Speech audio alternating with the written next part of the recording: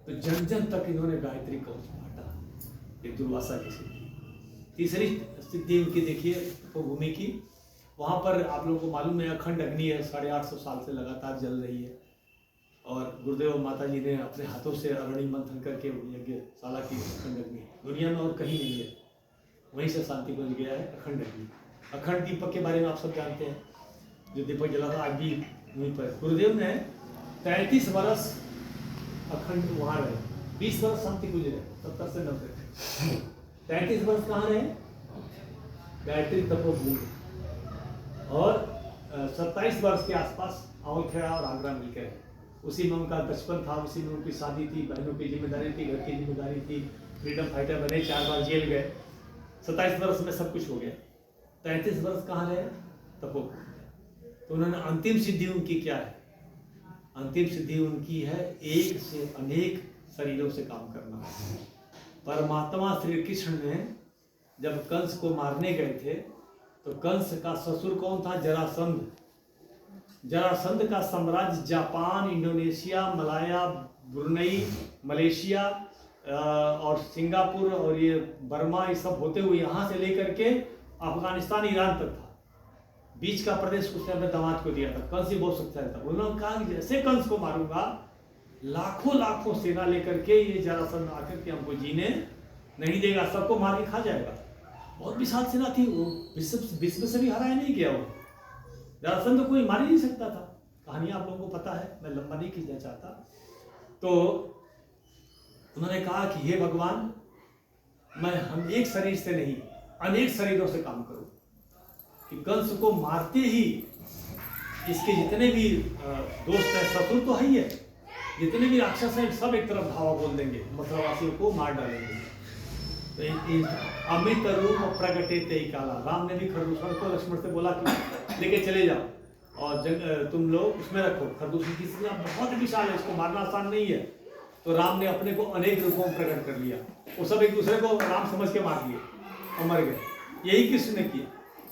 पूज्य गुरुदेव ने भगवान श्री कृष्ण यही सिद्धि मांगी कि हम एक शरीर से इतना बड़ा काम नहीं कर सकते, अनेक शरीरों से काम करना चाहते हैं। तो परमात्मा कुंडलिनी जागरण, विश्व कुंडलिनी जागरण जगा दिया उन लोगों ने। तो ये सब गायत्री तपोभूमि का पुनर्निर्माण हो रहा है।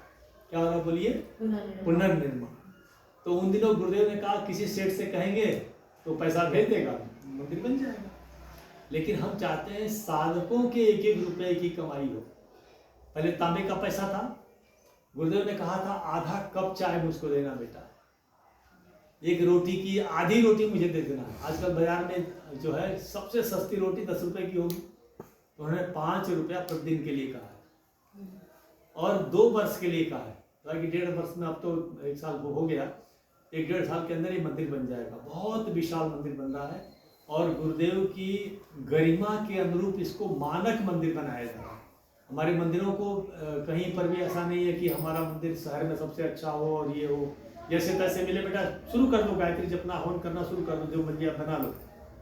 लेकिन गायत्री चूंकि वहाँ से गुरुदेव को सिद्धियाँ प्राप्त हुई थी सारी, इसलिए उस मंदिर को डॉक्टर साहब और दीदी 8 अक्टूबर 2019 को आए थे। उन्होंने अनुरोध किया सबसे हाथ जोड़ करके कि मथुरा जो है, यहाँ पे जैसे राम का मंदिर बन रहा है ना, वैसे मथुरा में बहुत बड़े बड़े मंदिर बन रहे हैं। पैसे वाले लोग जो है ना, चंद्रोदय मंदिर और ये मंदिर और भगवान कृष्ण का मंदिर भी बहुत भव्य बनेगा जैसे राम का बना हुआ है। राम के अयोध्या आप जाओगे ना, ये बिल्कुल प्लांट सिटी है।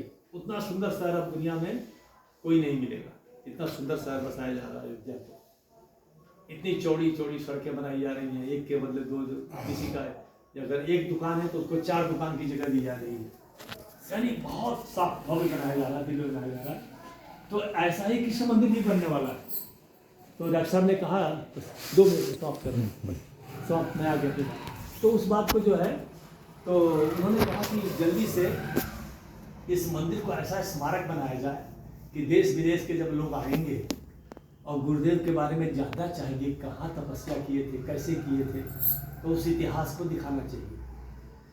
क्योंकि चर्चा तो पूरे विज्ञान जगत में गायत्री मंत्र की हो ही गई है और व्यवहार जगत में भी हो चुकी है, लेकिन लोक व्यवहार में अगर मंदिर छोटा रहेगा तो अच्छा नहीं रहेगा। इसलिए डॉक्टर साहब दीदी ने अनुरोध किया और उन्होंने अपना सारा पैसा 10 लाख रुपये, उनके पिताजी जज थे हाई कोर्ट के, उन्होंने बोले हम उन्होंने इसलिए दिया था कि कभी बीमार पड़ना तो भी शांति को उनसे रोटी जरूर खा लेना, दवाई के पैसे मत लेना। बोले हमारे गुरुजी और माता जी यहाँ पे अपना सब कुछ खाली कर दिए थे, तो हम भी खाली करके यहाँ से जाएंगे, हम भी यहाँ से कुछ लेके नहीं जाएंगे, जो शरीर का होना है होगा।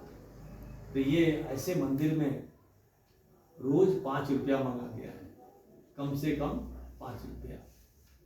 तो साल का महीने का कितना हुआ? 150 रुपया। साल का पैसा जोड़ लीजिए, तो यानी हर एक से लगभग 3000 रुपए की कामना की गई है, कम से कम 3000 रुपये साधक का पैसा, ताकि मंदिर में दिव्यता बनी रहे, देवत्व बचा रहे। और पैसा आ जाएगा तो उसमें भव्यता भी आ जाएगी, आकर्षण भी आ जाएगा। इसी अनुरोध से हम लोग आए हुए हैं कि हर साधक का 1-1 रुपया भाई साहब जो मानने लगे, तो कहें हमारे भाई बहनों से अर्चना करना, सबको प्रणाम करना, सबको उज्जवल भविष्य की कामना कहना। और एक बात जरूर कहना कि हर भाई बहन का जो छोटा से छोटा अंश इस मंदिर के निर्माण में लगे, तो मंदिर की दिव्यता बची रहेगी और मंदिर का भव्य बन जाएगा, जैसा गुरुजी माता जी चाहते हैं। आइए शांति पाठ करते हैं। पूरे विश्व के लोग आकर के वहाँ जप करेंगे, और जब माथा झुकाएंगे तो आपके पैसे से जो पत्थर होगा, तो सोचिए कितनी पीढ़ियां आपकी तरती चली जाएंगी, कितना पुण्य का। ये बार बार नहीं, हम इसके पहले हम लोग कभी नहीं आए, इसके पहले हम लोग कभी पैसा मांगने नहीं आए, और शायद 1 साल के बाद आएंगे भी नहीं। ये प्रोजेक्ट बहुत बड़ा है, इसलिए जन जन से पैसा मांगा जा रहा है, हम लोग लगातार घूम रहे हैं। शांति पाठ करते हैं।